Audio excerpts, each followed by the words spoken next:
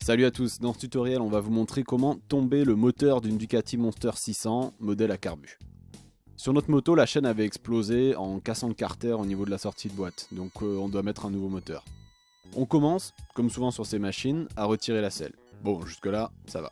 Le réservoir se lève facilement, hein. Il donne accès à la batterie qu'on va tout de suite retirer pour éviter de faire des courts-circuits en manipulant les câbles.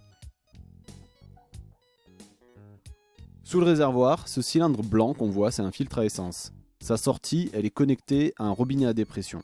Il faut débrancher ce tuyau en sortie du robinet pour éviter que l'essence coule. Si on débranche avant, ça coulera. Le tuyau est maintenu en place par un collier en métal qu'on défait.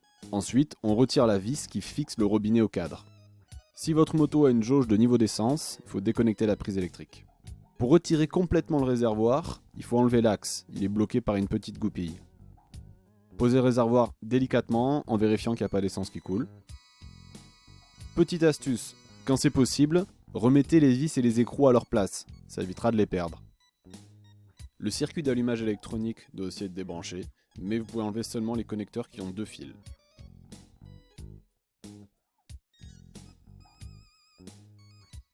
Il y a un troisième connecteur qui relie l'allumage au faisceau électrique, on le débranche. Le support de batterie il gêne, on l'enlève. Plusieurs autres câbles doivent venir avec la boîte à air, donc retirez les petits colliers en caoutchouc pour les libérer. Avant de débrancher les antiparasites, repérez l'un des deux pour ne pas les confondre au remontage, il ne faut pas les inverser. La boîte à air est fixée au cadre par une vis de 10 mm située sur sa partie inférieure. Elle est également fixée au carburateur par des colliers métalliques à vis cruciforme. Voilà, maintenant on devrait pouvoir retirer la boîte à air, mais en fait on voit qu'il y a quelque chose qui bloque, c'est le Neyman. Il faut le défaire, il y a 2 vis BTR au-dessus et il faut bloquer également en dessous.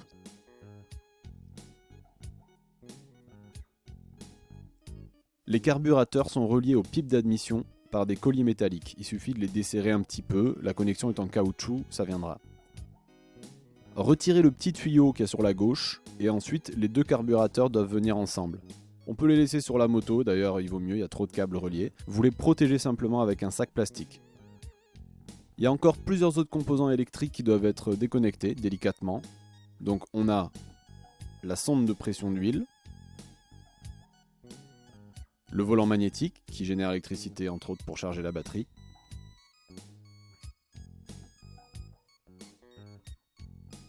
le démarreur et la mise à la masse. Les pipes d'admission, on peut les laisser sur le moteur. Nous on a préféré les enlever, ça donnait plus de place. Par contre il y a des chances que les joints se déchirent au démontage, il faudra les changer. On démonte ensuite la ligne d'échappement. On commence par les cartouches si elles sont amovibles sur votre machine. Sinon on tombe l'ensemble de la ligne. Alors vous démontez ensuite les collecteurs, ce sont les tuyaux qui sont reliés au cylindre. Attention, souvent les écrous de fixation sont rouillés et cassants. Donc on utilise du dégrippant, des bons outils pour pas foirer les têtes, et on y va doucement.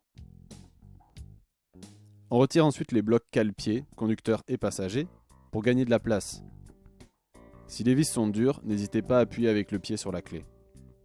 Attention au démontage du support côté gauche, il maintient la béquille en place, alors remettez une vis pour éviter que la moto tombe.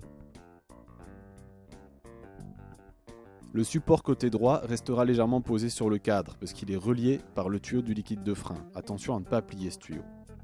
Allez, on commence maintenant à débloquer les 3 supports moteurs. Le plus difficile en général c'est l'arrière, il sert aussi de pivot au bras oscillant. Donc il y a des roulements à l'intérieur. Dans notre cas, la tête d'une des 2 vis BTR était vraiment trop abîmée. Donc là, on n'hésite pas, on découpe une encoche dans la tête de la vis à la scie à métaux, et ensuite on vient taper au burin dessus. Bon évidemment, il faudra changer la vis au remontage. Une fois qu'on a sorti les 2 vis de blocage, il y en a une de chaque côté, il faut retirer un circlips qui empêche l'axe de sortir. Le dégrippant, ça aidera l'axe à coulisser. Dans certains cas, ce sera même indispensable de dégripper.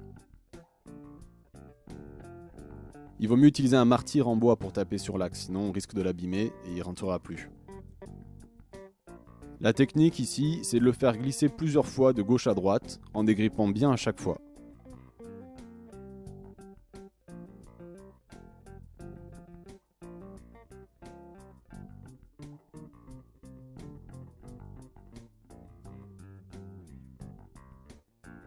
Quand vous sentez que l'axe bouge bien, vous le faites sortir d'un côté, peu importe lequel, en le chassant avec un objet cylindrique de diamètre légèrement inférieur.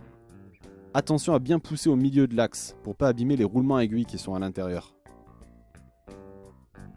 Laissez sortir l'axe d'un côté, mais sans le retirer complètement. Ça évitera au moteur de tomber d'un seul coup.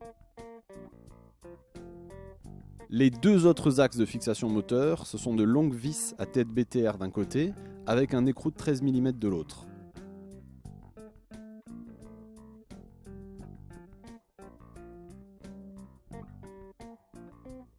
Petite astuce, pour débloquer une vis dure, on peut taper au marteau sur la clé tout en la bloquant avec le pied pour éviter les rebonds.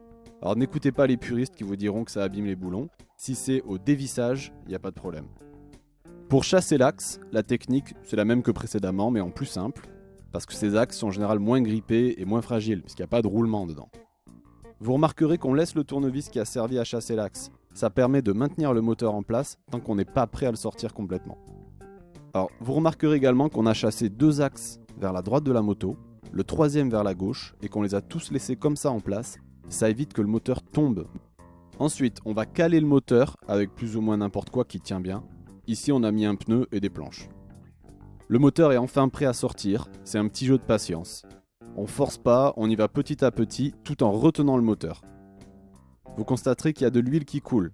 Elle n'était pas sortie à la vidange, elle se retrouve libérée parce qu'on bascule le moteur d'avant en arrière. Sur cette moto, le moteur est plus lourd que le cadre, donc nous on a préféré laisser le moteur par terre et lever la partie cycle par-dessus. Voilà, c'est fait. Maintenant les gars, les filles, à vous de jouer et on se retrouve dans une prochaine vidéo pour le remontage. Ciao!